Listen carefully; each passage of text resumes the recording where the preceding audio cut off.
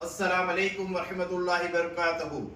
माशाअल्लाह अल्हम्दुलिल्लाह शेख मोबाइल की जानिब से आज 29वां ड्रॉ 25/1/2026 के दिन होने जा रहा है। तमाम स्कीम के दिन के कस्टमरों को शेख मोबाइल की तरफ से और शेख ब्रदर्स की तरफ से गुड लक।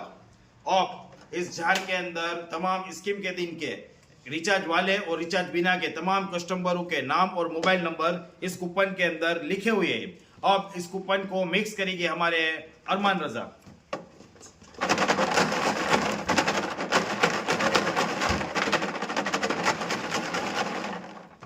अब इसमें से कोई भी एक लकी विनर का कूपन निकालने में आएगा, जिसको शेख मोबाइल की तरफ से 550 रुपए की इस्त्री फ्री में देने में आएगी। इसमें से कोई भी लकी विनर का कूपन निकालेगी हमारी हसरत फातिमा। और इसमें से कोई भी एक लकी विनर है। Lucky winner is 70 466 15 903 Sheikh Tamannaah Banu.